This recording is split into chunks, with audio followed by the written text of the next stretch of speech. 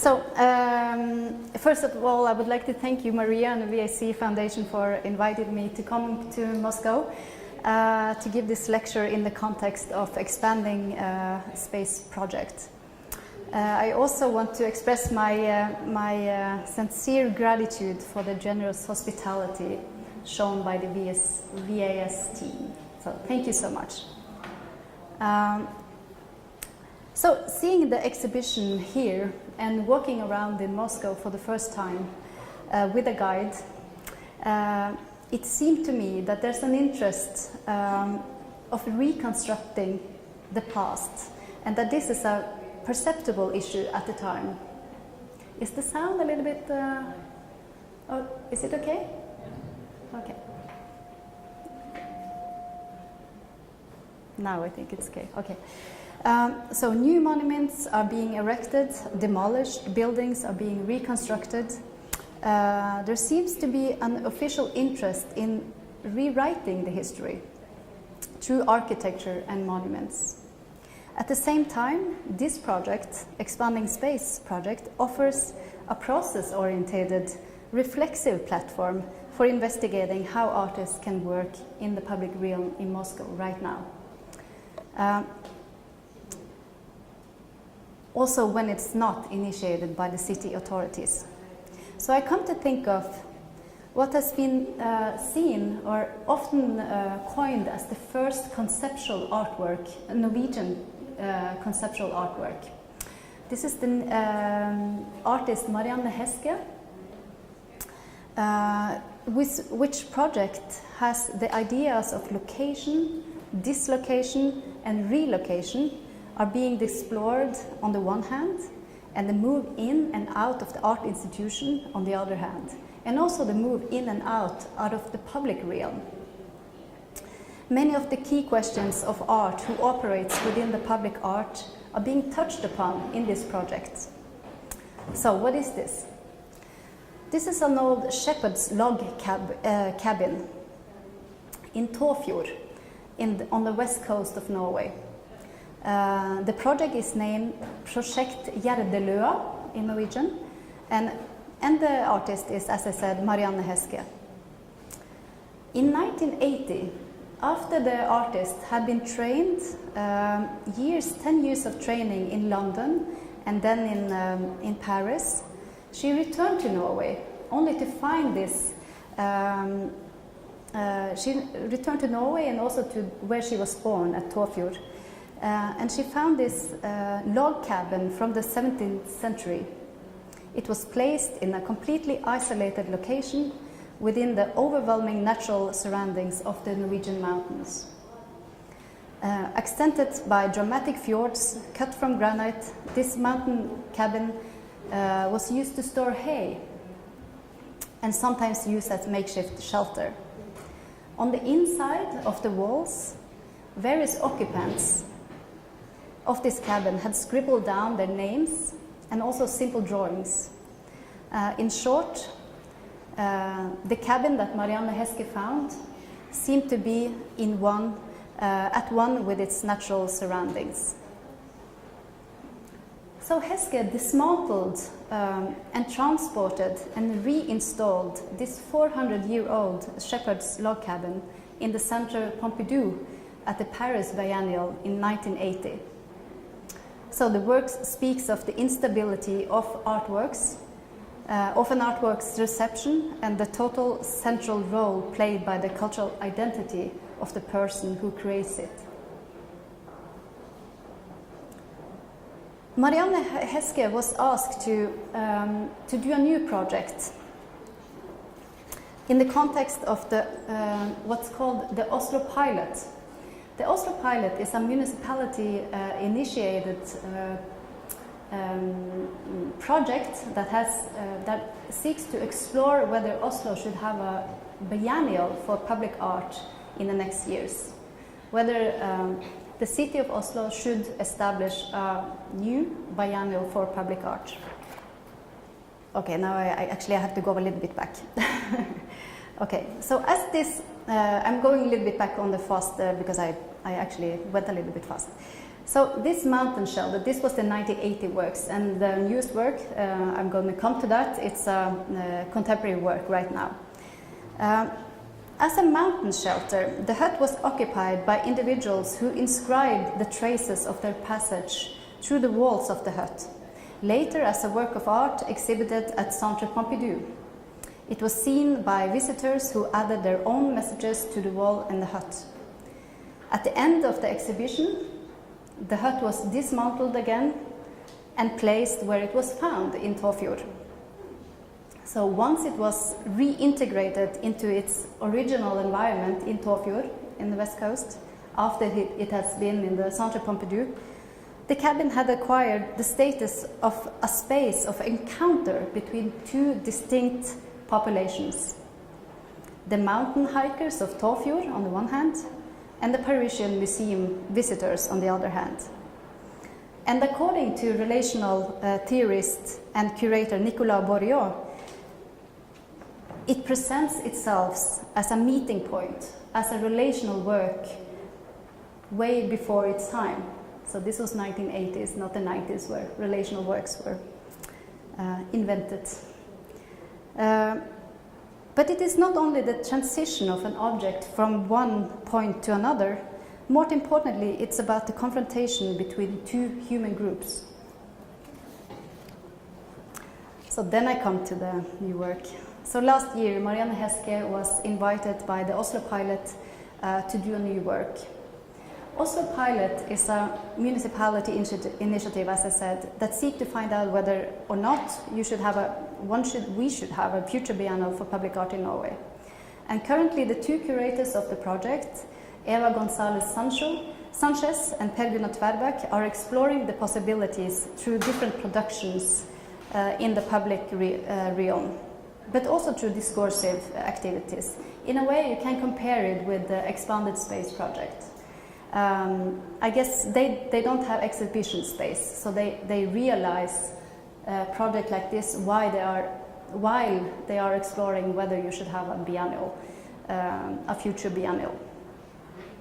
So this project involves the relocation of a small abandoned provincial house from Østfold in the east of Norway to the space in front of the Storting, the seat of Norway's parliament in central Oslo. So this small weathered house stands at the foot of the parliamentary building, which looms over it. The project, according to the press text that followed the erecting, and it's called the House of Commons, is the title, positions two distinct realities in direct conversation with each other. The rural life of that confronts the seat of the governmental power, the worn planks, in contrast to the more exclusive granite.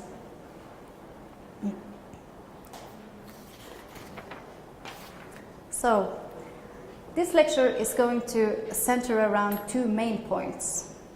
First, an attempt to delineate some issues in today's discourse around public art, by examples from our ongoing lecture series, Critical Issues in Public Art, programmed by Noora Nadrum and me, as a new platform for exploring some of the topics and problematics we find ourselves working in as public art curators and producers. The other part of the lecture is in a way, the artistic, not answer, but the artistic response in the project Migration and Architecture. And that is a collaboration between Knutom Asdamom and me, and realized in the form of 3 public artworks in in Norway, and a publication. So what you're seeing here is a still from the film Framing the Space from Jasmina Šibić, Slovenian artist, who opened our lecture series. And the topics that we were interested in exploring, and this is the program, what does it mean to say that art and plays are public? So this question has provoked debates in art, architecture and urban studies since the early 1980s.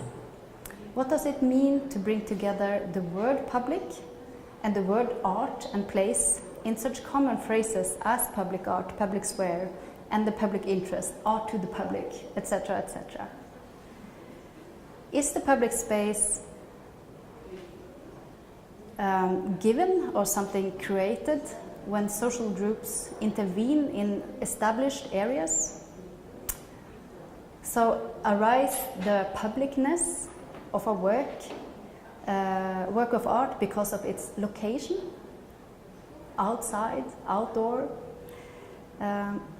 or through the act of making or creating or producing places and spaces public.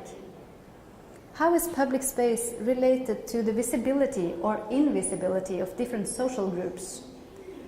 And given this situation, can art produce public sphere in the sense of what Hannah Arendt called space of appearance? Can art make something that is invisible visible? So I think it's obvious that we need to further develop this discourse that is centered around these issues, rather than to investigate and go to art that is simply assumed to be just public, but rather to treat public art and public space as concepts open for different uses.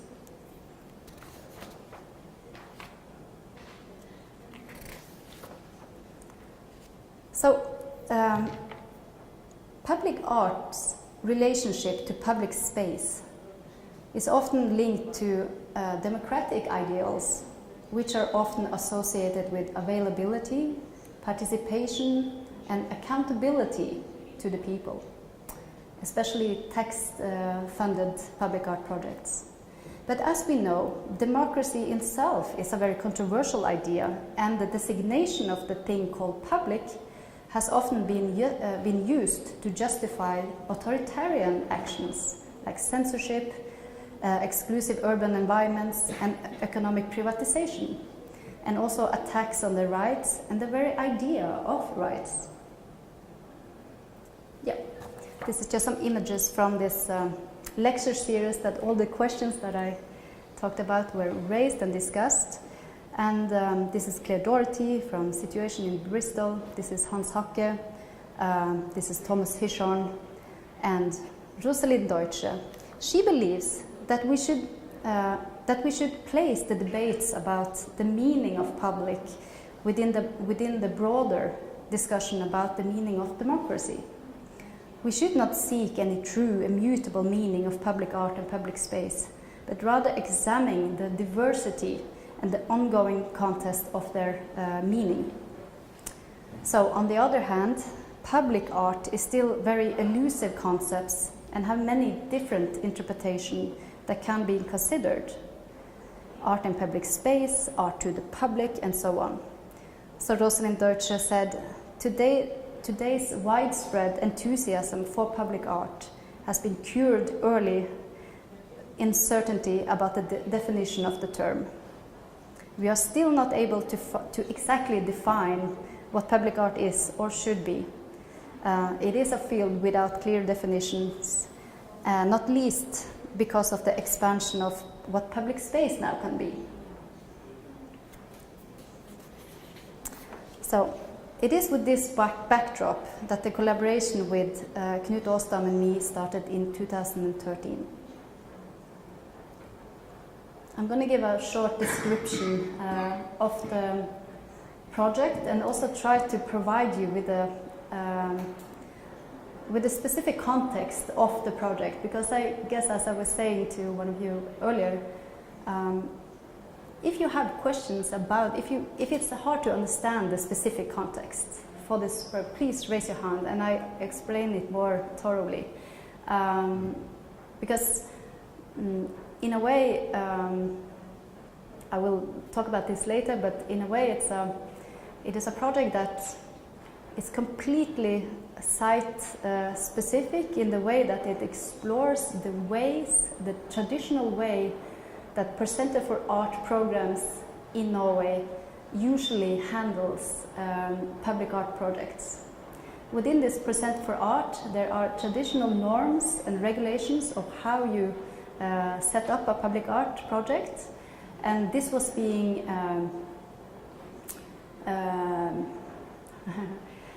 this was being in one way investigated in this project, in another way it was completely turned over. We didn't do what we were supposed to do, we did something else. So in short, migration and architecture investigates the sensory experience of architects in urban environments. How an individual in a public space may experience architecture and formulate ideas about their own identity and the world in general. The project, which consists of 3 newly produced works and a publication, is the result of a long-term collaboration between the artist Knutom Asdamom and me, and it represents a new way of working with art in new government-owned buildings. So based on a curatorial approach and an artistic practice, the artist has here intervened in 3 different construction projects, new buildings, actually new university buildings are being built. So 3 different universities, Knutom Asdamom and this project Migration and Architecture intervened in. So I'm going to explain the program for state-owned buildings. In 1997, 1% of total building costs were decided with a decree, a state decree, that should go to art whenever the state builds a new building, a new state building. Universities, government seat buildings, and so on. The traditional way of solving this was a procedure of appointing a set of representatives to form an art committee that consisted of 5 representatives: the architect, the builder, the user, 1 or 2 curators, and together this committee were to find the suitable project for the actual building. So this is the traditional way, this is the normative way Norway is solving their state program Present for Art projects. So for me, when I was entering this project, 5 issues designated rapidly as interesting. Is it possible to see these 3 projects, and therefore 3 assignment letters in relation to each other? Because this was 3 different colleges and universities in different parts of Norway. They had nothing in common. They were only universities. Can the artist be included earlier in the process?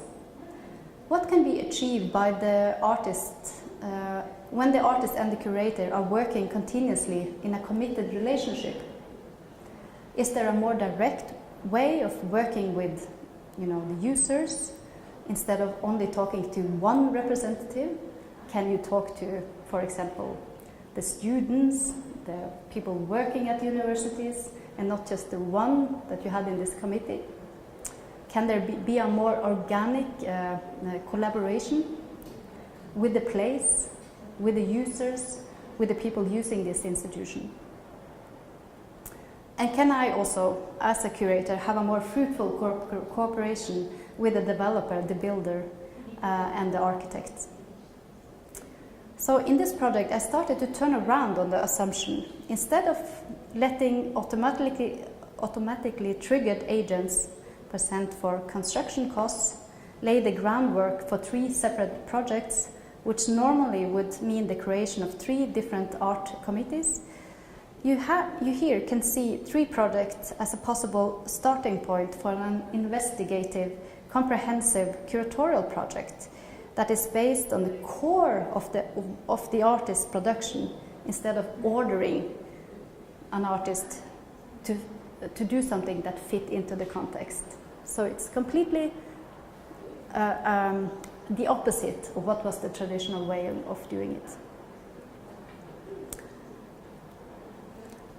So a common objection and a common critique to the traditional percentage for art of building costs projects is that lengthier proceedings means that projects are largely closed at the time when the artist is involved.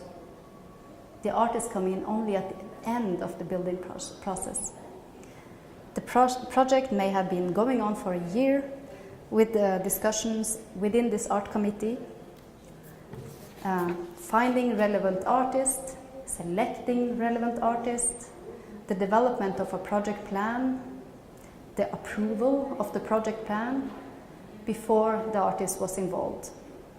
What remains then is a very reduced room for the artist to actually be involved in these processes. So, to develop a project through a more closer and a more binding collaboration based on the professional confidence that has been proved important in this project. So I had observed that strong artists has had difficulties in delivering when it comes to these public commissions. Like artists who were like super important within the gallery system, within the White Cube, when we asked them to do a public project, they delivered something not so interesting. And we should, of course, as public art producers and curators, ask us why. Why don't they deliver as good as they deliver within the White Cube? So, to develop a project through a closer and more binding collaboration based on professional confidence seemed to be the path here. So, the usual procedure seems to push projects so that they correspond to the official public art program, sketches, sketch requirements, competition procedures, etc., etc. Therefore, strong artists or important artists rarely produce their main work or one of their most important work in their career within the context of the public works. Usually, you can find artists who just supersize what they are doing within the gallery system, or try to fit them into a certain expectation. And who can blame the artist when we have all these procedures for realizing public art in Norway? So, but there are some exceptions from the history. For example, the famous Norwegian artist Hanna Ryggen, she opposed, it is a well-known history in Norway, she opposed the procedures when she was invited in the 50s by the architect Erling Viksjø to do an art project for the government building. She said that she had only one claim about the work. Living on the Star is the famous work that was commissioned for the government building, is that no one gets to see any sketches or images from the procedures, from the process of the artist. You can invite me, but you don't get to see anything before I deliver it, said Hanna Ryggen. Of course, this is the other side. This is the extreme on the other side. What's her name again? Hanna Ryggen. Ryggen, yeah. She's been very famous the last years because after the terrorist attack on the government building, this one of her, the textile Living on the Star was torn down in the explosion of the terrorist attacks. So it has been restored and exhibited again now. So it's a very important artwork in the Norwegian context. But also she has been exhibited at the Documenta. Yeah.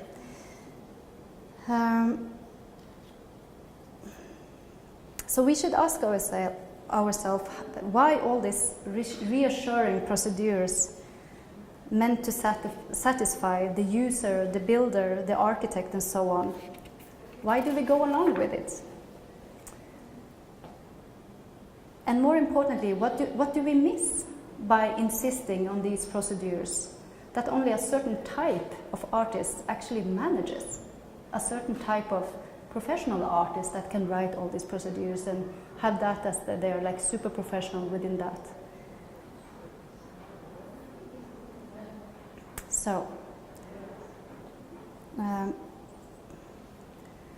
So in Asdam's 3 project, I have emphasized the allowance for an artistic production which stood close to the core of the artists.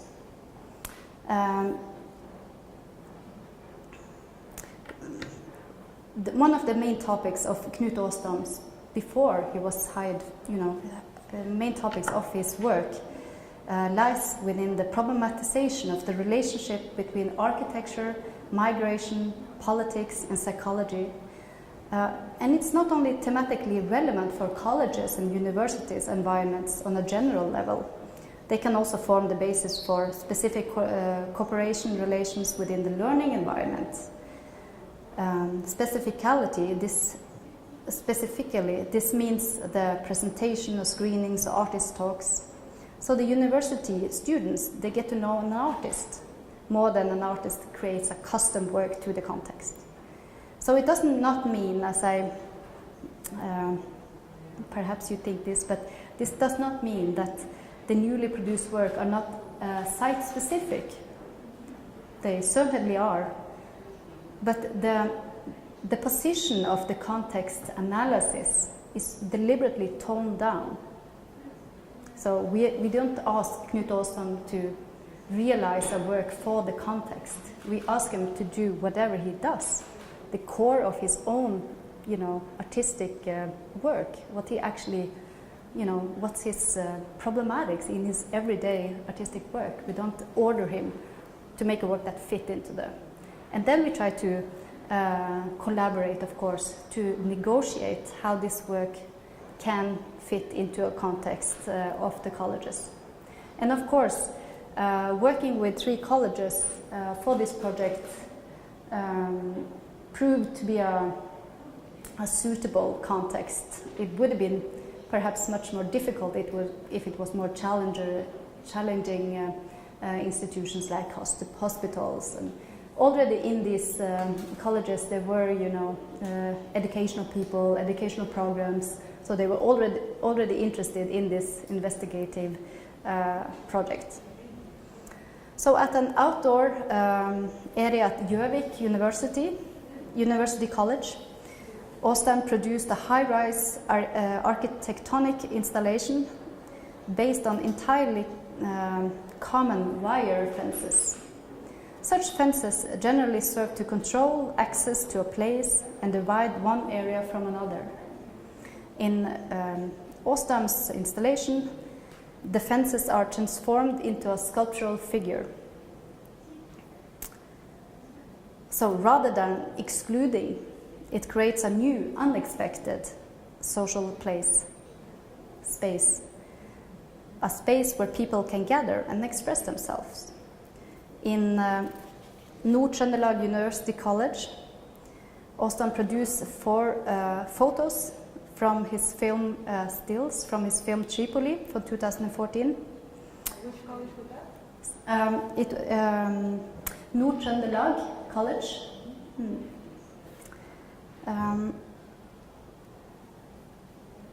So it consists of 4 photographs depicting the ruins of past ambitions.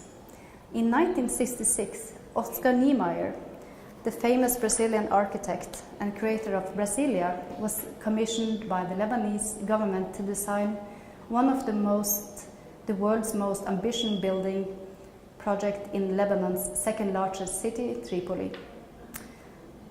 The building complex was intended to house the forthcoming International Fair of Tripoli. At that time, Lebanon had experienced great success in trade and tourism, but the civil war in 1975 put an end to this optimism. The building project stranded, the project was broken off, and the half-finished buildings were left standing, with some partially demolished. The photographs chosen for Nord-Trøndelag University College depicts deserted buildings and pavilions, which for several decades were barricaded and inaccessible. And now I come to the third project. For Telemark University College in Porsgrunn, Knutom Asdamom installed the work untitled Archive, Migration. For this project, 3,500 images displayed as a slideshow on 8 monitors for the images in a study in which Asdamom investigated how migration was depicted both historically but also in our time. The chosen images were humorous, dramatic, and sometimes beautiful. They are taken from books, newspapers, magazines, and the internet. So Asdamom has edited the work so that the rhythm is how it actually looks. So there are 8 screens that are put together. He has edited the work so that the rhythm and sequencing of the images makes it possible to focus on one attention onto the different.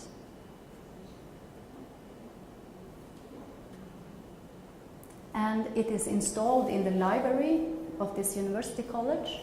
Here you can see it in situation. There's a student sitting there reading the paper.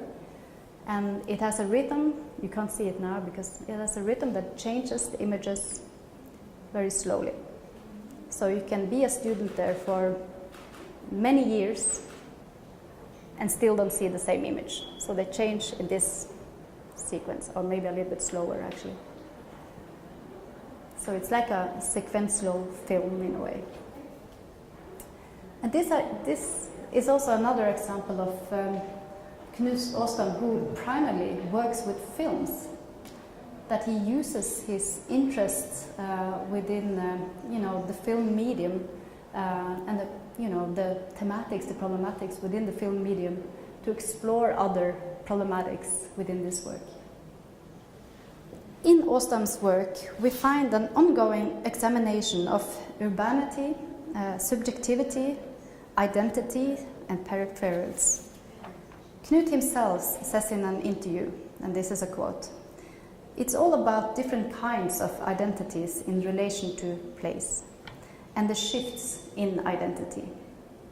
Movements and migration naturally give people the chance to become another and to articulate themselves again, but just as often it is about how you have to change in response to the environment, so that you can't change. You have to change, you have to adapt to the environment. Such identity jumps can be a camouflage, making yourself socially invisible because one does not want to be vulnerable or easily identified, or it may be an attempt at verification and clarifies yourself as a person because you want to exercise a different identity." End of quote. So there's a recurrent interest in contemporary subjectivity. This includes investigations of contemporary structures, contemporary architecture, contemporary space, created and produced, and what kind of movement they encourage, what kind of behavior they encourage, and ultimately how these structures and acts constituting the forming of subjectivity, including how we use and understand language. So location in Knutom Asdamom's works is never something given, something original. It is always something that should be discovered. It is always historical, always political, and location is also something being produced. And thus, subjectivity is something that are being produced. So this is evident, this is from the film Egress by Asdamom. and this is evident in the film, I guess, the gas station environment. I'm going to show you an excerpt of the film in the end. A gas station environment is the stage for a given behavior, any emotion, any identities.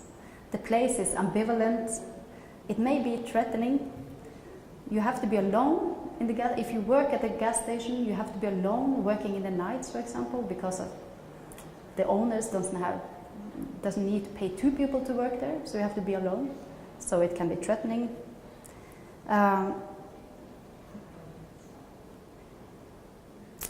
So the narrative in the film is toned down, and the protagonist, this is the protagonist, is placed in a location rather than in a story, which is characteristic of all films by Asdam.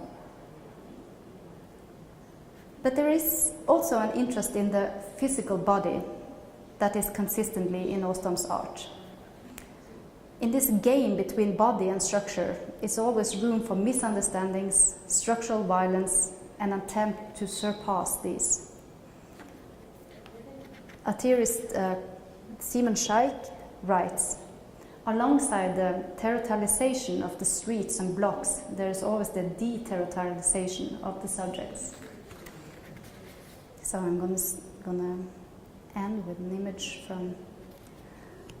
this is a sculpture by Per Kirkeby from 1985.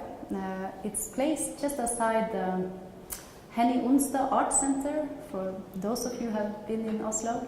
It's a very important art center, just 10 minutes outside Oslo, placed by the fjord, as you can see, in the beautiful surroundings.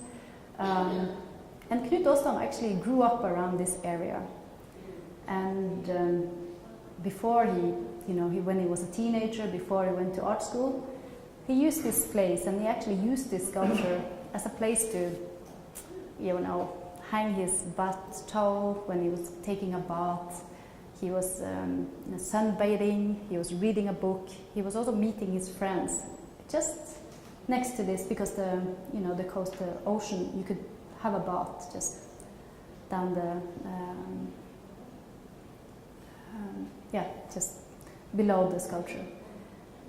So Asdam never reflected that this was a really important artwork, and he hadn't decided whether he should study art.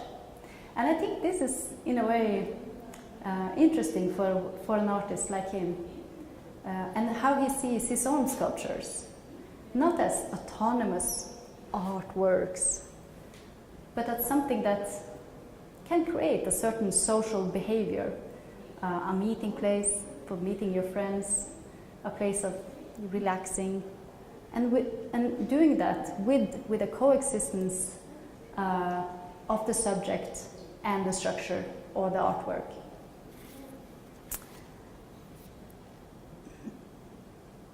How can a work of art be active and available to me? And how does it stand to be in a place over time? Can I read my book here? Can I and the work of art coexist? So then I finished my lecture, but then I'm gonna show you a little bit from the film Aggress.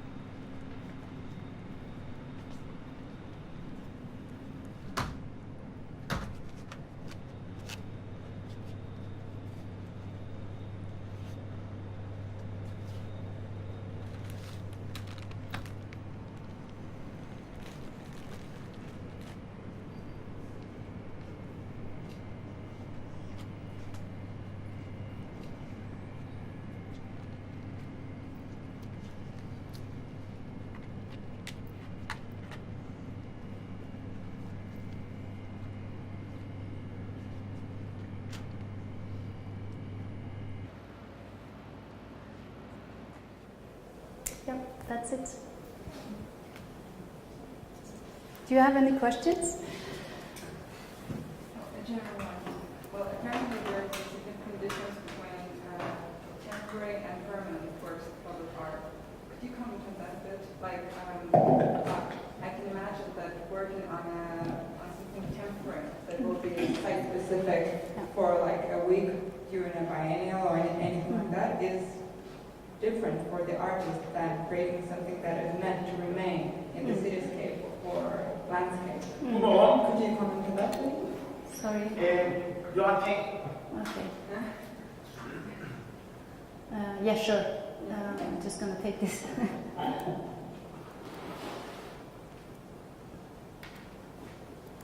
Okay. Anyway.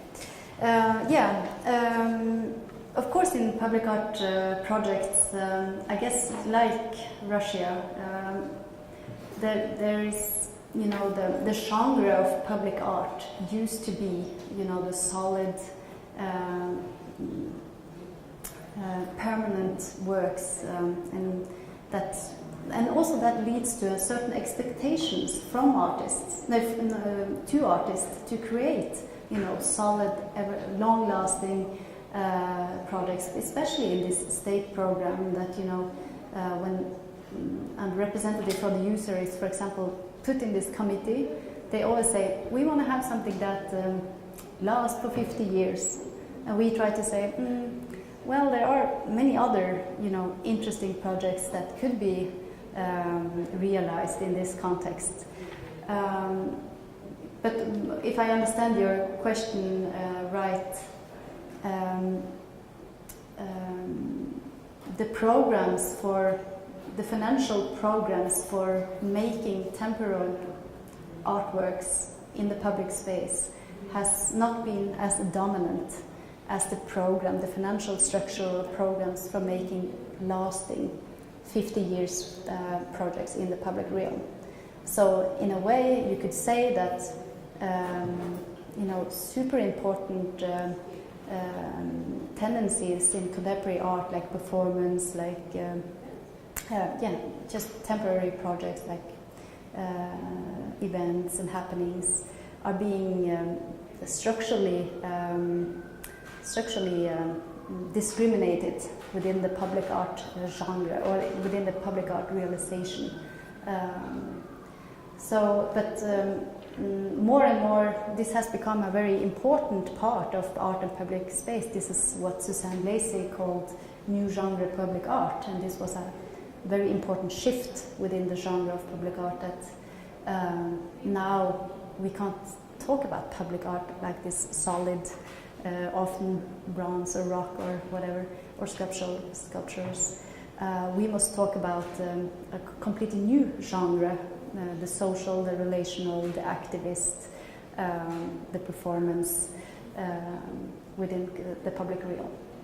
So, but if you ask specifically about Norway, for example, Kuro, that I work for, we have different programs. We have the state program, but we also have like more freer programs for where temporary works are being realized all the time. So it's integrated within the financial systems as well. It's not like it's being held outside. But in the state programs, I must say that still, because of the certain expectations from people working in these institutions, they expect to have something that, you know, lasts for a long time, that sits on the wall, and this we must challenge. You know, this is a dialogue we must have. Almost every time we enter a project. Thank you. And just as a short follow-up, you mentioned that many artists who are really prominent within the white cube, they are sometimes reluctant to take on commissions within the public art sector. Do you think that those who achieve the best results in public art, they mostly do public art, so they are not gallery artists? Well, we have such examples as Anish Kapoor or Jeff Koons. Sorry. They are big in both fields, right? Yeah. But there are not many. So do you think it's either the white cube or public art? What do you think?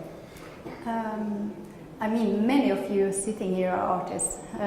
Maybe you also could answer to this, but my impression is that while public art in Norway, and also in the Western countries, I would say, used to be a secondary enterprise, something you did for money, to earn money, and then you did your real work for the gallery or for the blind market, for the gallery market and the museum, of course. That public artworks was something you did just to earn some money so you could actually have a career as a real artist. That is a historical, completely historical situation. It's not like this anymore. Now, like, for example, Knutom Asdamom is one of the Norwegian, the most important artists in Norway. He has represented Norway at the Venice Biennale. So he does, public art and gallery, within the White Cube system, just as two different practices that relate completely to each other. That he's interested in exploring not only because we have talked about this in many ways, but for him it is interesting to exploring all the conditions that happens outside the gallery, all the issues, the conflicts, the possible discussions, showing art in a wider environment than the professional White Cube audience. So it has been, I would say now it's one of the many artists can do their most important work as public works now. So, but it wasn't always like that. So it has been a shift for maybe 10 years ago. Thank you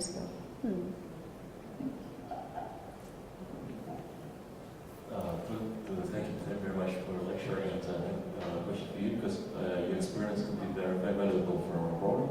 And I see that maybe could you tell me a little bit more about your experience working in public realm in Norway? If you have faced any problem with the stage of negotiation of any public art projects with the government, with local communities, with audience, and if you have ever faced any problem with perception of the acceptance of public art projects in local communities, for example. Yeah, we face it all the time, it is, in a way, if you are a curator that mostly want to work with a professional field, you want to have a conversation with professionals all the time, that you feel that you can communicate with the same language, you should probably not be a public art curator. You must, in a way, be interested in whatever the world outside the professional field has to offer and their reception of what you do as what kind of work of art you are doing.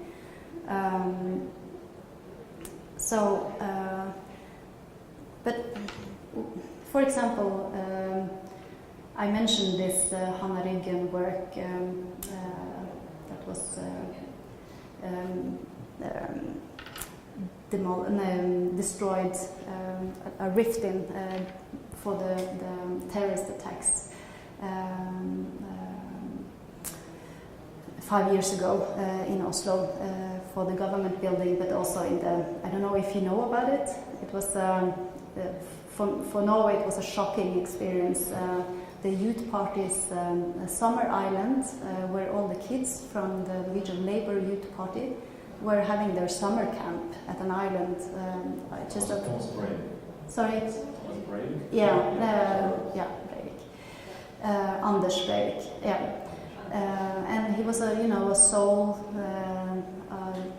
sole terrorist that decided to blow the government building with a bomb, and then he drove to Utøya, that was this island, and he shot 68 kids and killed them, and many of them were hurt. And so Kuro, that I'm working for now as a curator, has had the responsibility of making the memorial the national memorial for that. And that has been a big discussion in the media, as for all memorials throughout the world that you are being built. Think about the Holocaust memorial, for example, that it was discussions for 20 years before they actually managed to have them. So discussions is nothing that you should be afraid of if you want to, be in this field. You must, in a way, enjoy to make a to make your case, to argue that this is to have another way of looking at things, to negotiate, to suggest, your professional opinion towards the public realm. But I guess also for me, I must say, of course, it's controversies and that is a daily practice. But I must say, when it comes to this migration and architecture projects, I experience a lot of protests for me foregoing the committee.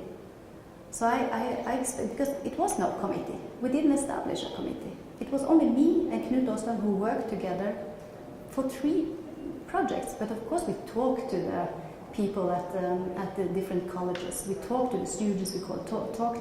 We had an organic dialogue, instead of meeting just one representative that are represented to what actually is always this pseudo representativeness. So, but I expected protest that people wanted to, decide what kind of artist, what kind of project, but nobody actually. All I talked to, I said, this is Knutom Asdamom, he wants to explore this and this and this, and we are doing this in 3 different projects, and we wanted this to be a place for investigating on a long-term basis. We want to, allow the artists to actually, take place within this, not just, hiring in the end of the project. And when we explained it like that, everybody was like, yeah, sure, okay. But it might be, as I said, because this was a learning, educational institutions.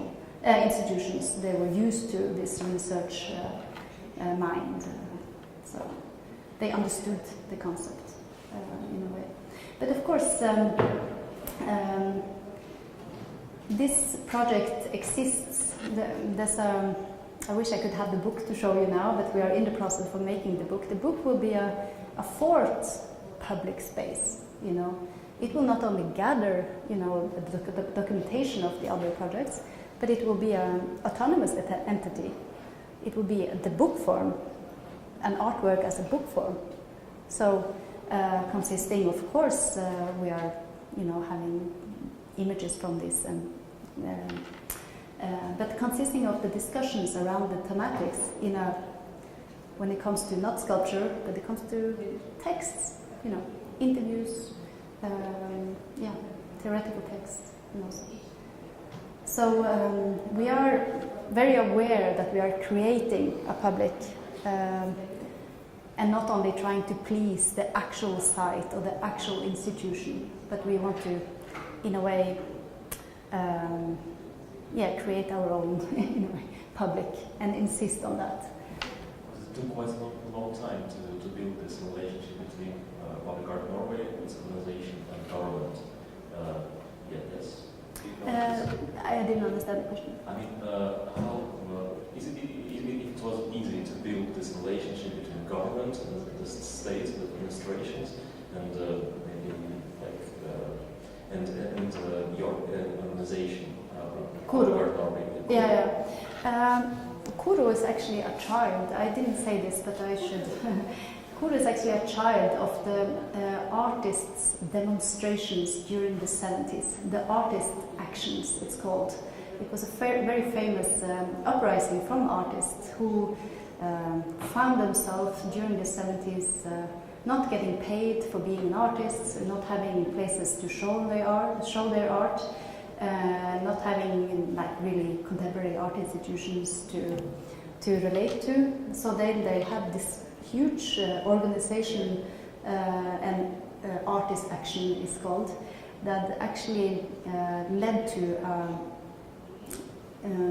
that the Norwegian government actually said, okay, you're going to have Public Art Norway that is going to buy your artworks for public art buildings, you know, so that you can live off being an artist. And also we're going to hire you to be consultants within these art committees. So they could get work for working, helping others to realize the product, but they could most importantly get work as, or get paid as artists and actually producing works. So they had someone who bought their works. And this was, it was not the Norwegian state was at that time positive to this, because I mean the artists were very articulated about, of course, why are we educate ourselves as artists when you don't have any, you know, place market for this art, you know. So the relationship between the state and Public Art Norway has, yeah, it's from the beginning it was a result of artists' initiatives actually. So it was not, you know, like a construction from above. It was like the result of a protest.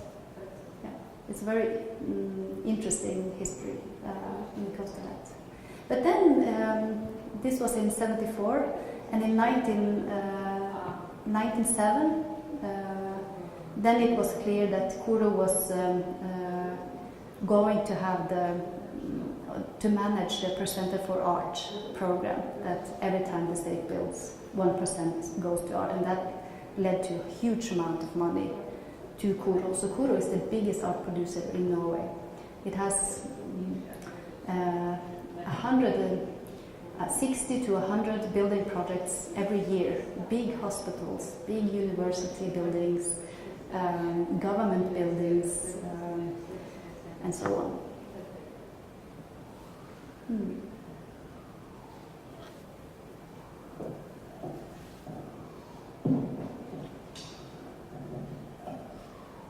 I actually have a question about a role of a curator in all of this, because when you said you were showing work for one of the universities, you said that you do not commission in the work to be site-specific, but rather you ask an artist to work in his day-to-day basis, and then you somehow adjust the work.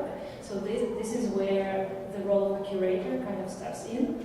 So I was wondering, what would be is there usually a big change in the project between the project that you receive and a final work that you produce, and how you deal with the artist as a curator in terms of the public space, because you of course you have you do not commission it to be specific for this place, but you already need this place when you ask him. So what is the change and how you work with this? Yeah. Now this is in the core of this project. For me it was important to actually invite the artist at the same time as I was appointed as a curator for these three projects. So we looked at together. We had like an organic collaboration from the start, and I was coming from the white cube field. That was my former job, and also from the academia. So I wasn't like super experienced when it comes to doing public artwork in the traditional way. I had never done it in the traditional way, but I found it to be so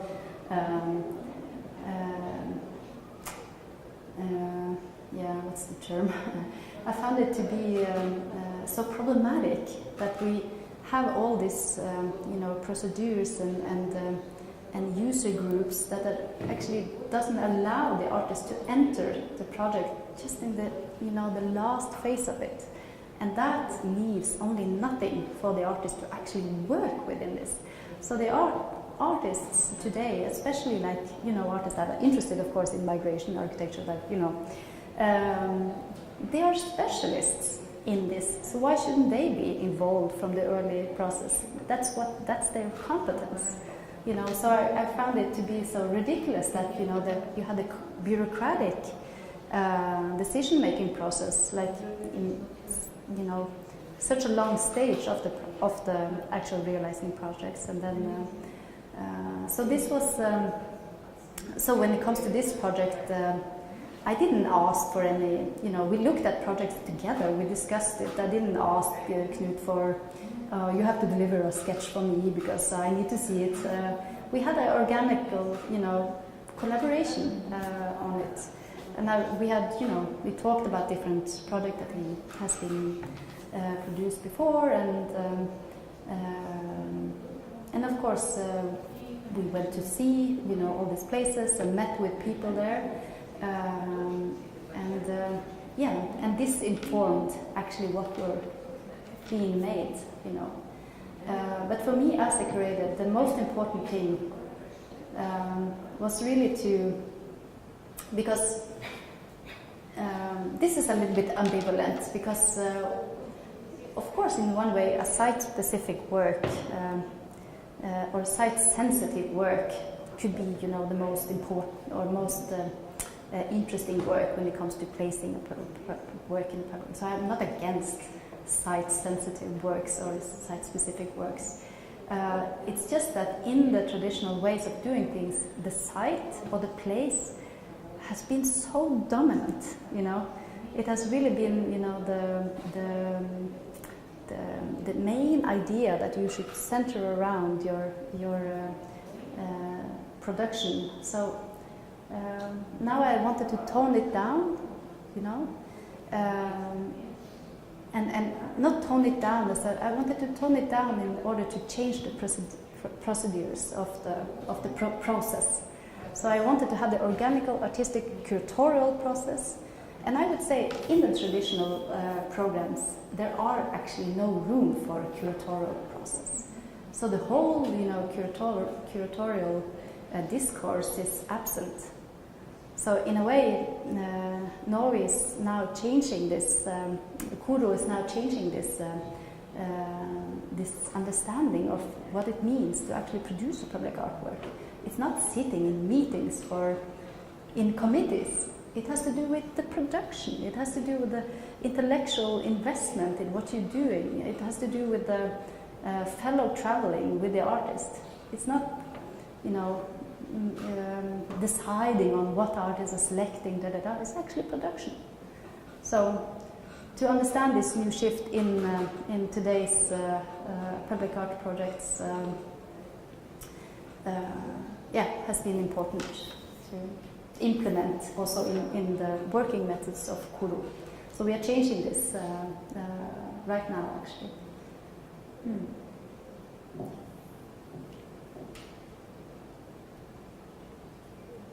you work with young artists? Yeah.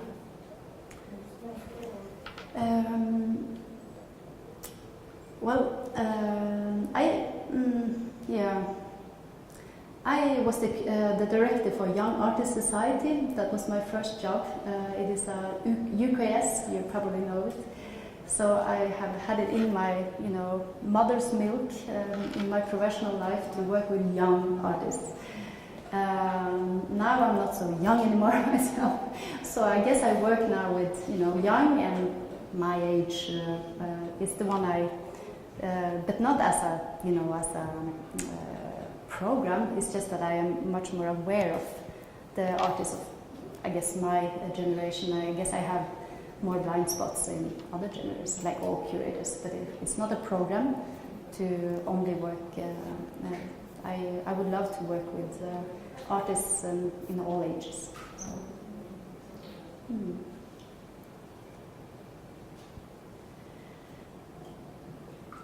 Okay, there are no more questions. Thank you very much. Thank you.